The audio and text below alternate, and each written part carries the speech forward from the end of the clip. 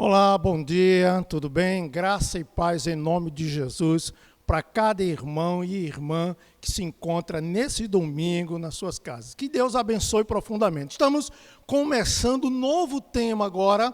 Vocês trabalharam, vocês participaram, que foi o tema anterior, era sobre o homem, né? Agora nós estamos trabalhando igreja. E é isso aí que é importante para cada um de nós agora começar a entender essa questão de igreja. E dentro de igreja nós vamos estar trabalhando um tema geral, igreja, e dentro desse tema é a parte da doutrina, que é a disciplina da igreja. Disciplina da igreja. Então isso é de extrema importância que você preste atenção em nome de Jesus, ok? Então vai ser bom demais estar trabalhando aqui com vocês sobre esse tema, gostoso, muito bom. Já quero começar agora com o segundo slide aí para vocês entenderem um pouco sobre esse slide.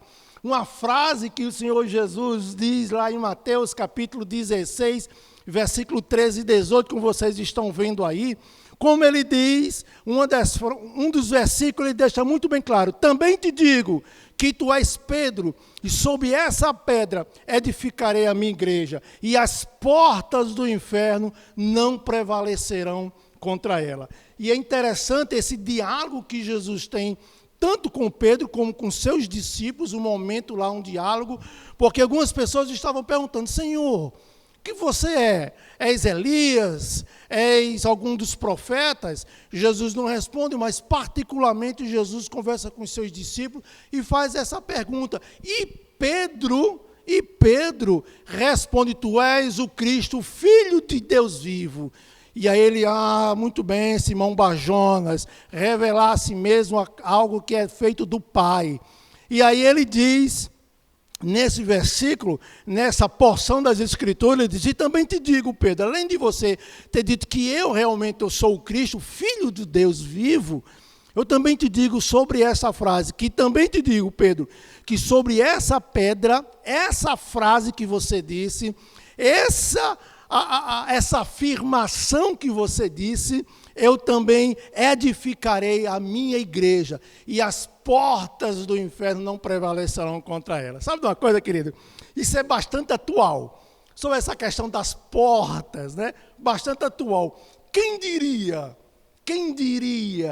que as nossas igrejas, prédio, iriam se fechar? As portas delas iam fechar. E hoje a verdadeira igreja do Senhor se reúne em casa, como vocês estão fazendo agora, como nós estamos nos fazendo. E por incrível que pareça, conversando com homens de Deus, ele tem dito para mim que o número de pessoas visitando a igreja pela internet cresceu muito mais do que antes. Então, meu irmão, isso é só para a gente ter essa ideia que Satanás, que por mais que venha elaborar milhões de coisas, não consegue fechar a igreja. Sabe por quê, queridos? Porque a igreja, não vou dizer isso aqui lá na frente, não é prédio. Igreja sou eu, igreja é você. Igreja é quando um grupo se reúne em nome de Jesus. Ali, literalmente, se transformou em uma igreja. A denominação, o nome, a gente vai ver isso aqui lá na frente. Interessante que quando o próprio Senhor Jesus afirma aí sobre esta pedra, sobre esta afirmação que você está dizendo: eu vou edificar a minha igreja, porque eu sou a pedra angular. Isso é o que ele está querendo dizer aqui, Cristo, meus filhos. E por incrível que pareça, os versículos que vocês estão presenciando aí, que está lá em Isaías, em Salmos 18, em Mateus 21, em Atos 4:11, que o próprio Pedro também declara, só isso derruba aquela ideia lá de Constantino, que forneceu um papa, e que hoje a igreja romana alega que essa pedra era a pessoa de Pedro.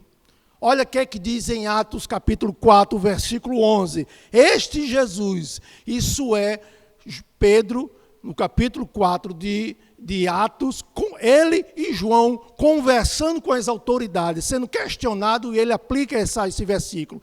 Este Jesus é pedra rejeitada por vós, os construtores, a qual é a pedra angular. Então, o próprio Pedro, dizendo que ele, Jesus, ele é a pedra, não sou eu sou apenas pecador, né? Então, isso é bom demais quando a gente vê isso aí. O Salmo, como você está vendo aí, que é fantástico, o Salmo 18, Salmo 118, 22, diz o seguinte: a pedra que os construtores rejeitaram, essa veio ser a pedra principal, a pedra angular. Então, quando Jesus ele relata isso lá em Mateus, né, quando ele declara isso, vem na mente dos apóstolos, vem na mente dos discípulos, vem na mente do próprio Senhor Jesus, todos esses versículos que vocês estão vendo aí, Isaías, Atos, todos esses versículos que falam sobre essa pedra angular que vai vir e reinar sobre Israel, que hoje não só sobre Israel, mas sobre as nossas vidas, porque um dia eu e você aceitamos o Senhor Jesus como Senhor e Salvador da nossa vida pessoal. Porque Cristo e o Evangelho é algo pessoal, entre eu e Ele, é pessoal, queridos. Joia? Então, só para a gente ter uma ideia do que é igreja, né? Igreja, ela não é prédio, não. Igreja é formada em cima da pessoa de Jesus, é em cima da rocha eterna, né? E aí eu quero partir agora para o terceiro slide que vocês estão visualizando agora. Presta atenção nesse slide. Aí eu faço a pergunta para você: o que é igreja?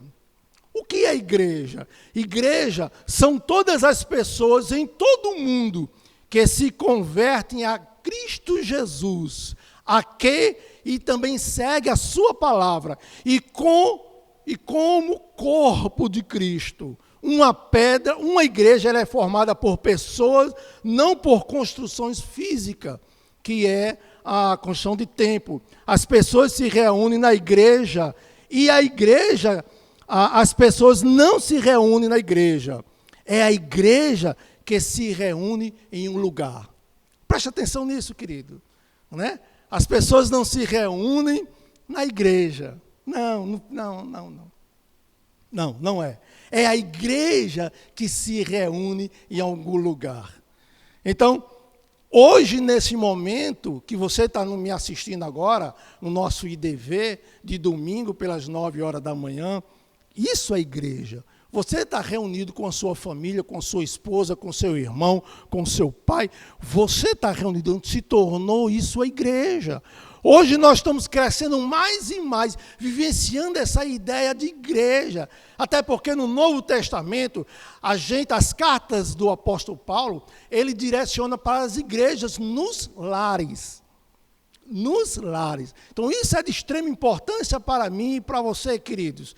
Nós estamos torcendo para que essa pandemia passe, para que Deus levante vacinas, para que possamos nos reunir, porque como ser humano precisamos abraçar, né? Precisamos abraçar, precisamos sentir um ao outro, vivenciar a comunidade cristã juntas, ok? Então o que é a igreja, querida? Igreja somos nós, eu, você, vivenciando esse relacionamento único com o nosso Senhor. Já no terceiro slide aí eu quero apresentar algo para você. Quando a gente fala de igreja, a gente fala em poder, né? O poder da igreja. Que poder é esse, queridos? Que poder é esse? Você está vendo aí, hoje, está sendo extremamente famosa esses 5 pontos aí que nós vamos estar lendo agora com vocês, por causa da reforma. Os 500 anos da reforma, e isso se tornou muito viável para cada um de nós, que são os 5 solas, né? Os 5 solas. Sola vem da palavra latim que significa somente ou apenas, somente ou apenas na língua portuguesa. Esses são os 5 solas. Solamente a fé, sola fide, ou somente a fé. Sola Escriture, somente as Escrituras. Sola Cristo, somente Cristo. Sola Gratia, somente a graça. Sola Deo Glória, somente a Deus a glória. Esses são os nossos 5 solas, certo? É isso que rege a igreja. Essa realidade dos 5 solas é que rege aqui somente as Escrituras. Eu não posso aplicar mais nada em cima dessas Escrituras. Eu não posso vivenciar nada acima disso. porque somente as Escrituras. Então a igreja hoje, ela tem que ser apoiada em cima e base das Escrituras. Somente a Bíblia. Se vier algo de fora, trazendo de fora, seja considerado o quê? Como diz as Escrituras? Anátema. Maldiçoado. Não escuta. A Bíblia chama de anátema, linguagens obscenas, que não vale a pena, são palavras laléus, né? Palavras à toas, palavras que não geram vida, que não geram produção, que não geram em nós a felicidade de louvar a Cristo, né? Por isso que as Escrituras diz: habite ricamente em vós a palavra de Cristo. Habite ricamente em vós a palavra de Cristo. Então, quando a gente fala em sola, a gente fala somente a fé. Os 5 solas, isso é o poder da igreja. O poder da igreja está nessa realidade. Quer que diga? Vamos repetir comigo? Somente a fé, somente as Escrituras, somente Cristo, somente a graça. E por mais que eu venha estar trabalhando, desenvolvendo, tentando ser o melhor, não, é pela graça. A Bíblia diz que é pela graça que nós somos salvos, mediante a fé. E isso não vem de mim, isso não vem de você, vem de Deus, vem do trono da graça. Porque antes da fundação do mundo, Ele nos escolheu. Ele nos escolheu. Ok? Então, somente pela graça e somente a Deus, que é digno de toda honra, que é digno de toda glória, que é digno de todo louvor. Essa é a realidade da questão do poder da igreja. O poder da igreja, amados, não é nada mais dela fazer um grande culto, ou ela fazer um grande espetáculo na rua, ou ela realizar algo para a sociedade. Não, não. O poder da igreja é os 5 solas. Põe isso na tua vida em nome de Jesus. Aplica isso na tua vida em nome de Jesus. Aplica. Eu só tenho que ver as Escrituras. Eu só tenho que amar a Deus. Eu só tenho que viver a pessoa de Jesus. Eu só tenho que me basear na fé. Isso é o poder da igreja. Agora, quando a gente fala também igreja, a gente também olha para a igreja como uma instituição jurídica. A igreja somos nós, beleza. Estamos reunidos, mas hoje a igreja também ela se desenvolve numa ação jurídica, ok? Como está aí no próximo slide de vocês, que eu acredito que é o 5º slide de vocês, que vocês estão presenciando aí. A igreja, ela é jurídica também. Ela tem um endereço, é o local onde a gente se reúne, onde a igreja viva de igreja, o corpo vivo, a célula viva, se reúne em um local. Ela vive em um local. Então, isso é a igreja jurídica. E a igreja jurídica, existem 3 formas de governos eclesiásticos, como vocês acabaram de ler aí comigo aí, né? Existem 3 formas de governo eclesiástico. Primeiro é o episcopal, o presbiteriano e congregacional. Essas são as 3 formas de instituição jurídica, queridos. Que é importante nós, como igreja, a gente saber dessa realidade. Extremamente importante, ok? Então, o primeiro, vamos definir o que é esse episcopal. Vamos lá definir comigo. Então, o primeiro pode ser visto no sistema de governo das igrejas metodistas. Eu tenho um amigo, pastor, que é da igreja metodista, e que é interessante que a gente conversando com ele, queridos, a igreja metodista, ela existe um grupo de pastores chamados os episcopais, que decide tudo.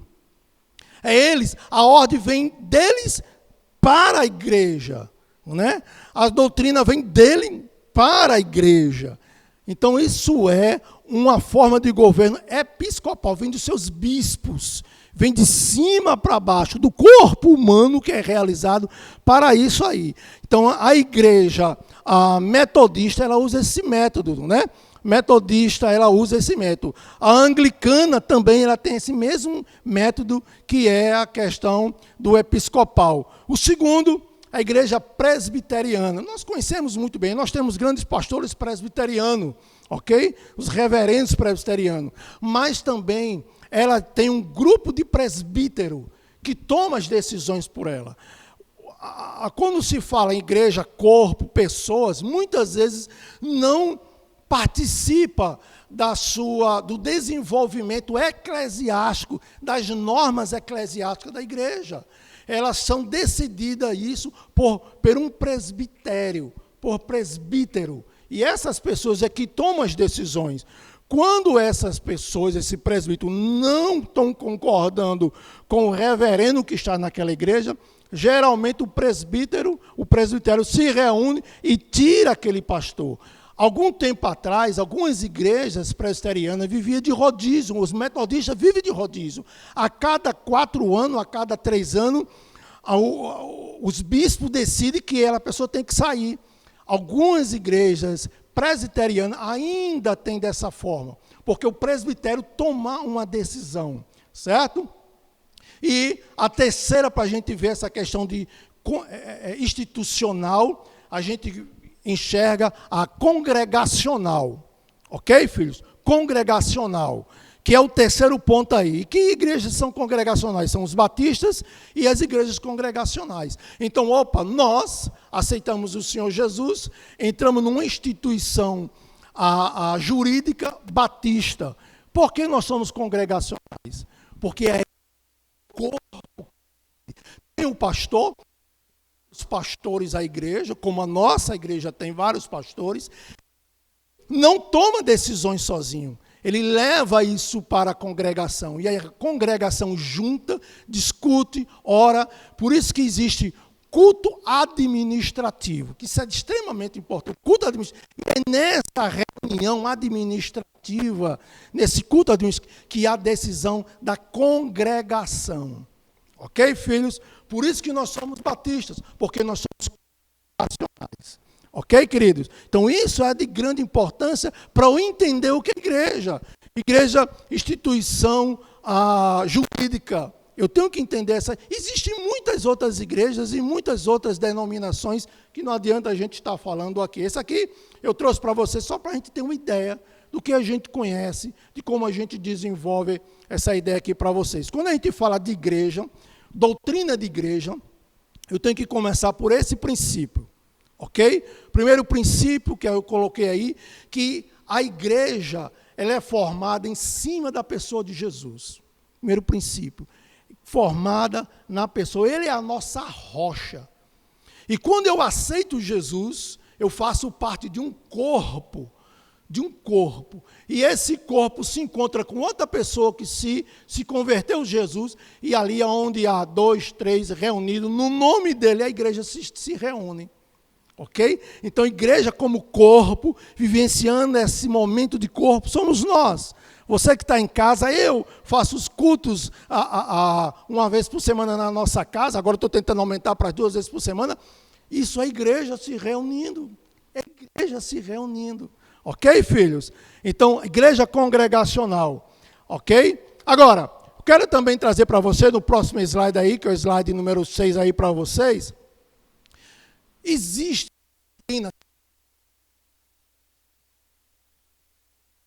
trazendo hoje. Existem subtemas, e esses subtemas aí que eu quero trazer para você é sobre disciplina. Ok? Disciplina. A igreja ela é formada, ela é congregacional, mas para ela se organizar em um grande grupo, ela tem que ser regida por normas, ok? E uma dessas normas se chama disciplina. Norma de disciplina. E hoje, quando a gente fala essa questão de disciplina, é um desastre hoje na sociedade, né? A disciplina hoje está vivendo em caos. Ninguém hoje olha para a disciplina com bons olhos, né? É tanto que nas escolas existe o coordenador de disciplina, que antigamente se chamava Bedel, né? Coordenador de disciplina. Lá vem um coordenador, todo mundo corre, os alunos correm tudinho. Não ficava um, porque ele era o disciplinador. Então a ideia de disciplina muitas vezes é de punir. É de punir. Mas a Escritura ela não fala sobre essa realidade. Então em Mateus capítulo 18, verso 15 a verso 20, que vocês estão vendo aí, há 4 níveis distintos no processo de disciplina que o Senhor nos ensinou. 4 níveis distintos no processo de disciplina que o Senhor nos ensinou. No quadro aí que vocês estão vendo aí, certo? No quadro rosa, nós temos 4. dentro de Mateus capítulo 18, verso 15 ao verso 20. Primeira, é a disciplina repreensão pessoal, que ensina esse texto. Repreensão com testemunhas, que ensina esse texto. Repreensão pública e, no fim, se chama exclusão. Certo? Isso é a forma de disciplina da igreja. A igreja, ela olha para os seus membros como gente, como pessoa. Agora eu quero só dizer uma coisa aqui para você. No quadro azulzinho que está aí do lado, que vocês estão vendo agora, diz o seguinte, meus filhos: a repreensão pessoal, que é o alvo das Escrituras. Que é o alvo. É eu chegar para alguém, como diz em 1 Tessalonicenses, capítulo 5, verso 4, que diz o seguinte: consolais os desanimados, amparei os fracos e sejais longânimos com todos. Então, uma das coisas que essa questão da disciplina pessoal, né, é chamar para si, é conversar para si. Se teu irmão pecar contra ti, vai você a ele só. Eu não preciso divulgar isso para ninguém. Às vezes nós temos aquele sentimento muitas vezes de inferioridade, né? Nos cairmos em autodepressão, né? E a gente faz uma autoanálise lá dentro, diz, eu não presto, eu não... Não, eu vou lá. Se teu irmão pecar contra ti, vai você e ele, arguí-lo só, ok? Então essa questão de consolar os desanimados, seja longânimo, como diz Tessalonicenses aí, tá certo? E segundo Timóteo, na repreensão pessoal, que é de extrema importância, diz, disciplinar com mansidão para conhecer o arrependimento. Eu disciplino com mansidão, para que a pessoa em que eu vou disciplinar, ou está sendo chamada a atenção, para que haja o arrependimento, que experimente o arrependimento. Isso é de grande importância quando se fala igreja. Há muito tempo atrás, quando se falava sessão, né? Tinha alguns anos, quem é antigo aí, tinha a sessão, não tinha escola dominical, não tinha, era sessão de disciplina. Era um desespero, porque queria saber quem queria ser expulso da igreja, quem queria ser disciplinado. Então era um desespero, não existia amor, não existia perdão, não existia, chame aqui o paracleto, como diz as Escrituras, chamar ao lado, não existia isso não, era só punir, punir e punir, porque isso na cabeça dos mais antigos fortalecia a igreja. Estão enganados, né? Mas antes disso, as Escrituras falam que tem que ser repreensão pessoal, chegar junto. A segunda é repreensão com testemunho, como diz em Mateus capítulo 18. Né? Se esse pessoa não se converteu, não se arrependeu, não mudou, aí eu chamo 2 ou 3 testemunhas para comigo. Toma ainda contigo 1 ou 2 pessoas, para que pelo depoimento de 2 ou 3 pessoas, testemunhas, toda a palavra seja estabelecida, como diz no verso 16.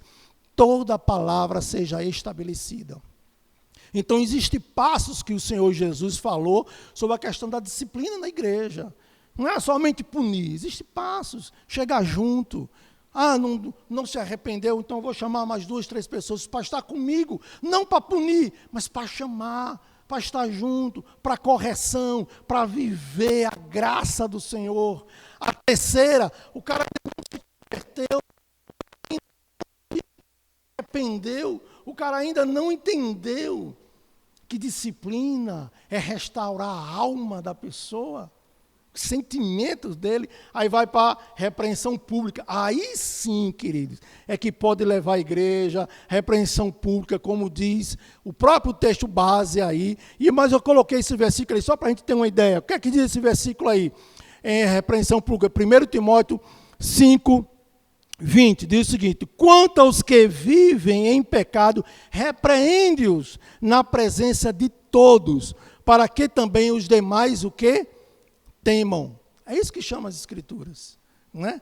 Chamam na presença. Meu irmão, sozinho não adiantou nada, filho. Não chamou, não houve arrependimento. Vou levar mais 2, 3 pessoas para que não seja somente eu.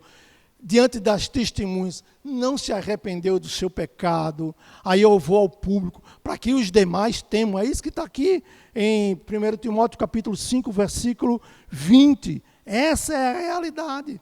Depois de tudo isso, queridos, vem, infelizmente, tem gente que cai nisso aí, chama a exclusão.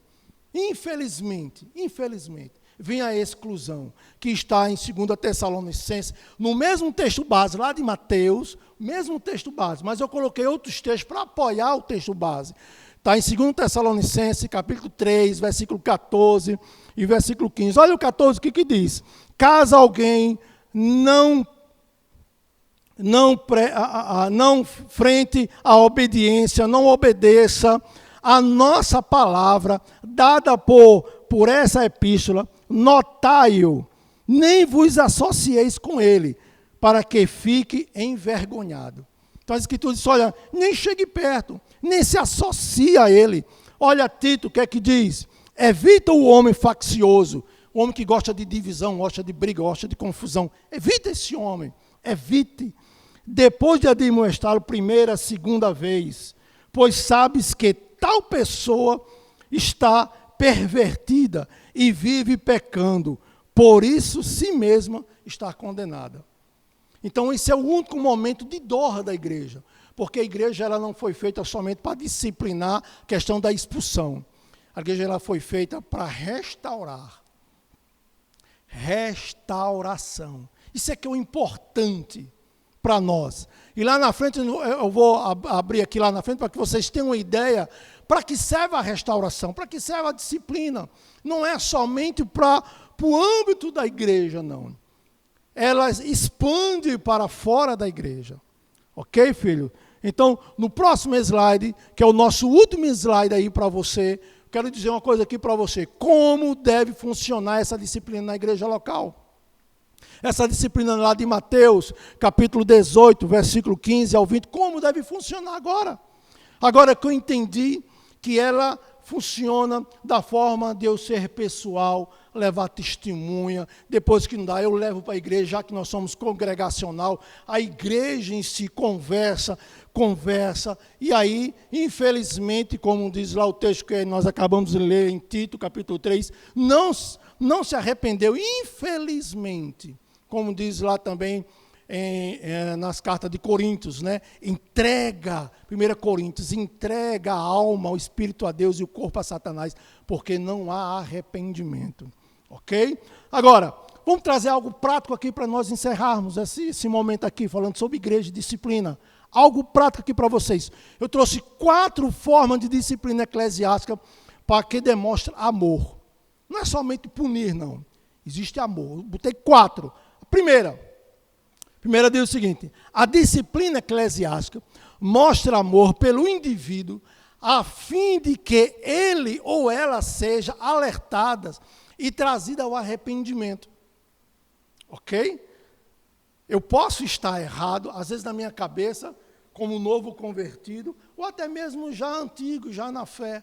Eu posso estar na minha cabeça que isso não é errado, o que eu faço não é errado. Mas a igreja, como congregação, como corpo de Cristo, ela pega o indivíduo a fim de que ele ou essa pessoa seja alertada e trazidos ao arrependimento. Isso é a prática da disciplina. Segunda, a disciplina eclesiástica mostra amor pela igreja, a fim de que a ovelha mais frágil possa ser protegida. Ok? A disciplina eclesiástica mostra amor pela igreja, a fim de que a ovelha mais frágil possa ser protegida. A igreja de Deus, ela não é somente feita de pessoas antigas, 10 anos, 20 anos, 30 anos do evangelho, não. Em nome de Jesus, a cada dia, a cada culto, pessoas se convertem. A cada momento, às vezes não precisava nem levantar a mão, quando há um apelo, levanta a mão e vai lá na frente. Às vezes se converte no íntimo do coração, chega em casa, chora. Às vezes a igreja, como corpo, nem sabe que houve uma conversão, mas as pessoas mais chegadas a ela compartilham, e ela vai lá e compartilha, e abre o coração, e aí se torna uma nova ovelha em Jesus. Então a gente muitas vezes estamos convivendo com pessoas ao nosso lado que é novo na fé. Novo na fé. Às vezes tem 2, 3 anos de igreja, mas é novo nas Escrituras. Não tem uma firmeza nas Escrituras. Não lê a Bíblia como todos os dias, como tem que ser. Ainda não conhece o seu Salvador puramente, ainda não está ainda firmada na rocha. Isso são pessoas frágeis. E a igreja usa de disciplina, às vezes, para proteger esse tipo de pessoas. Para que ela não veja, como a gente via isso há muito tempo atrás. Os antigos sabem muito bem disso. Que algumas igrejas diziam que os batistas não eram irmãos. Os batistas eram primos, porque era tudo liberado. Para os batistas, tudo era liberado, tudo era normal. Né? Mas essa não é a ideia das Escrituras. Muito pelo contrário. Nós somos hebereanos, aqueles que consultam as Escrituras, aquele que lê as Escrituras, que vai lá para saber o que aquela pessoa está dizendo ali na frente, se realmente está confirmando o que diz. As Escrituras, então, só a Bíblia, só as Escrituras, só a Bíblia. Irmão, isso é conhecer as Escrituras e cuidar dos mais frágeis que estão chegando. Eu posso ter 10 anos de igreja, mas eu não tenho um pleno conhecimento dela, não. E aí, a cada dia eu estou crescendo. Então, a disciplina eclesiástica mostra amor pela igreja, a fim de que a ovelha mais frágil possa ser protegida. Terceira, para a gente fazer essa aplicação aqui. A disciplina eclesiástica mostra amor ao mundo que nos observa, a fim de que ela possa ver o poder transformador de Cristo. Você já imaginou, meu irmão? Um irmão, há um bocado de tempo, na igreja, muitas vezes se decepciona, que a gente sabe muitas vezes que isso acontece, se desvia das Escrituras, vai para o mundão, as pessoas que conheciam ele como crente, começam a xingar, e aí aquela igreja não cuida, e a igreja quando vai cuidar, quando alimenta, quando chama para o seu lado, né? E aí há o arrependimento daquela pessoa, o mundo observa o poder transformador de Cristo. Que Cristo não é somente uma ideia filosófica, não, queridos. Ele é real. Se ele é real, ele opera milagres. Oh, glória a Deus. Ele opera milagre na minha, na tua vida, em nome de Jesus. Porque ele é real, queridos. Cristo é real. Ele foi na cruz e apagou a ira de Deus que ia cair sobre mim e sobre você. Já imaginou isso, filho? O cálice da ira de Deus caiu sobre Jesus Cristo. Caiu sobre ele na cruz. Então ele é real. Ressuscitou ao 3º dia para a nossa salvação. Ele é a nossa rocha. Ele é o poder da transformação, do arrependimento de uma pessoa. É essa pessoa, Cristo Jesus, Senhor da glória, como diz Colossenses capítulo 1. Sobre ele todas as coisas foram feitas e criadas para ele, por ele. Esse é a transformação. E o mundo percebe isso. Oxente, aquela pessoa ali que vivia num mundão, bêbado, jogado, hoje é crente, porque houve a transformação. Então o mundo percebe isso. O mundo percebe essa realidade, queridos, em nome de Jesus. A quarta e última, querido, que eu quero compartilhar com vocês agora, em nome de Jesus, a disciplina eclesiástica mostra amor por Cristo, a fim de que a igreja possa preservar o seu santo nome e obedecê-lo. Preservar o seu santo nome e obedecê-lo. Então, disciplina na igreja não é só porque nós somos congregacionistas, não. Só porque nós somos batistas e vamos punir as pessoas. Não, para preservar a pessoa de Jesus. Ele não precisa ser preservado, porque ele é Deus. Mas é o nome dele que está sobre nós. Nós carregamos, queridos, a imagem de Cristo sobre nossas vidas. Põe isso na cabeça. Nós carregamos a imagem de Cristo sobre nós. Nós vivenciamos, quando eu ando na rua, quando eu ando fazendo qualquer coisa na sociedade, ali está caminhando um homem ou uma mulher que serve ao Senhor da glória, que morreu por mim. Essa é a realidade de igreja, queridos. Então a igreja ela foi feita não somente para a gente nos reunir nos grandes finais de semana, não. A igreja foi feita para a gente conviver, para a gente experimentar, né, a dor um do outro. Se você, meu irmão, me vir, vou me colocar à disposição. Se você, meu irmão, me vir errado, diz as Escrituras lá em Gálatas, vós que sois espirituais, corrigiu com que? Espírito de brandura. Glória a Deus. Isso é igreja. Disciplina na igreja é para essa realidade. Espírito de brandura, correção, paracleto, chamar ao lado, conversar. Fazer com que eu possa viver a questão do arrependimento, sentir o amor de Deus na minha vida e me arrepender do meu ato que estou errado e voltar à comunhão do corpo de Cristo. Voltar à comunhão do corpo de Cristo. Ok, queridos? Existem algumas aplicações aí, práticas do arrependimento, que aí pode ser outra aula que eu vou compartilhar com você, outro irmão, ou outro pastor, ou um pastor pode compartilhar com os irmãos aqui, a respeito agora da prática, da disciplina, do arrependimento. Me arrependi, qual é a prática agora, para que ela possa sentir na pele? Algumas igrejas dizem, olha, para você que toca, que é tocador, vamos fazer o seguinte, senta, vai ser discipulado, olha que coisa linda, vai ser discipulado, vai chegar ao lado, vai chegar aqui, e aí para de tocar, é uma das formas, e aí vamos ser discipulados, vamos viver o discipulado, vamos amar as Escrituras, depois você volta, isso é disciplina, isso é que é coisa bonita da igreja. Então que Deus te abençoe, querido, espero que a gente possa estar passando, que eu possa ter passado para vocês uma visão sobre igreja, sobre a forma de disciplina em nome de Jesus. Que Deus te abençoe profundamente. Os demais professores e pastores que vão estar aqui, o tema vai ser o mesmo, igreja, mas vai trabalhar os seus subtemas, ok? Então o meu, e aí, para que vocês foi sobre a parte de disciplina. Que Deus te abençoe.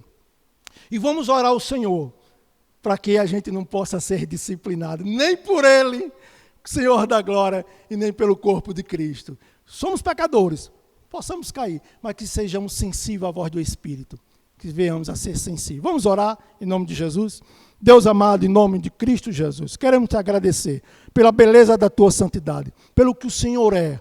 Nos ajuda como igreja, Senhor Deus, como igreja, a vivenciar mais ainda a questão de comunhão com o Senhor, com a tua palavra, com o teu Espírito, para que possamos, Senhor Deus, vivenciar mais ainda intimidade com o Senhor. Porque quando eu me apego ao Senhor, quando eu leio as Escrituras, eu praticamente estou vestindo a armadura do Senhor. E as hostas do inimigo, as flechas do inimigo, elas são barradas, né? Então eu te peço que em nome de Jesus proteja teu povo para a honra e glória do teu nome. Em nome de Jesus, amém, amém e amém.